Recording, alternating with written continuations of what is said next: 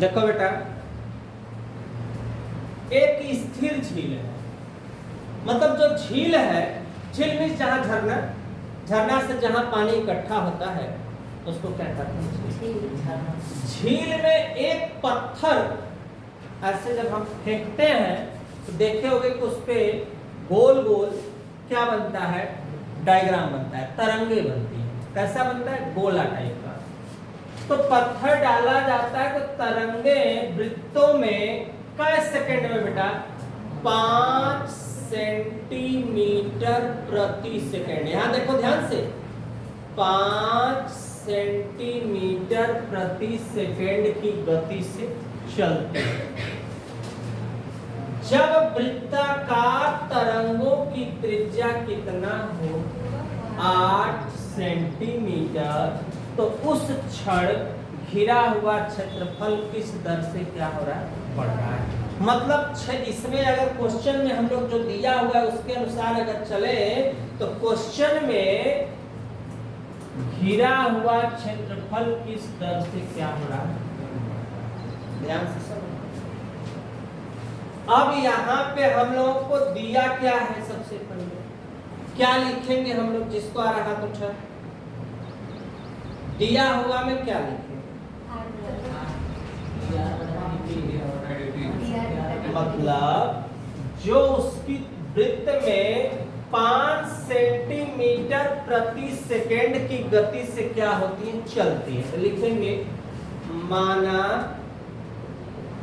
आयतन, ऐसे लिखना, माना वृत्त का आयतन। वृत्त का आयतन क्या हो बेटा?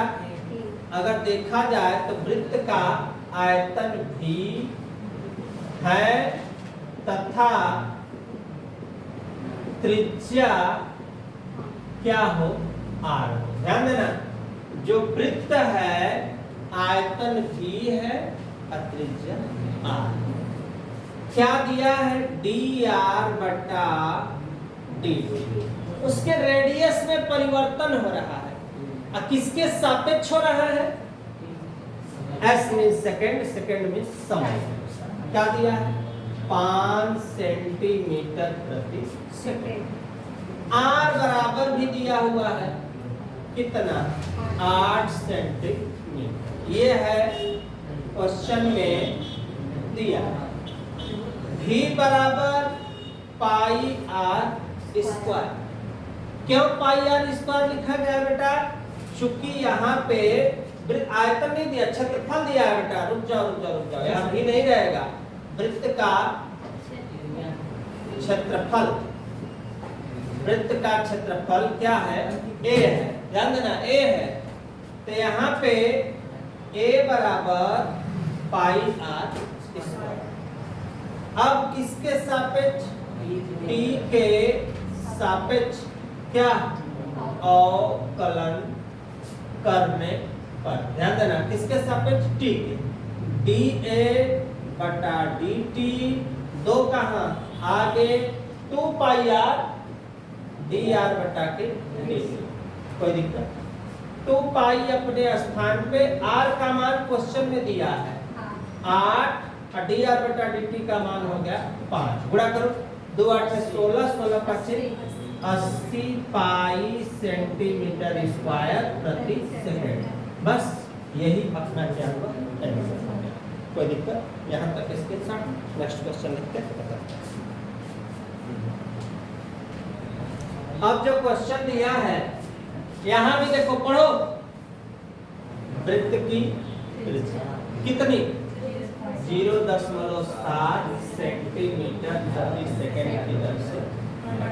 मतलब आर में परिवर्तन हो रहा है किसके साथ? समय के साथ। 0.7 सेंटीमीटर प्रति सेकंड हो गया था।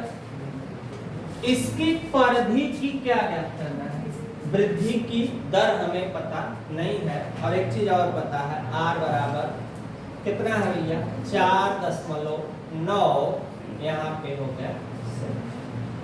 कोई दिक्कत? तो वृत्त की परिधि परिधि। ध्यान देना बेटा, सी सी क्यों लिखा जाता है? क्योंकि करकुमफ्रेंस, करकुमफ्रेंस इसके मीन्स होता है, क्या होता है? परिधि। करकुमफ्रेंस माने होता है परिधि, इसलिए इसके लिए सी लगा है। 2 पाई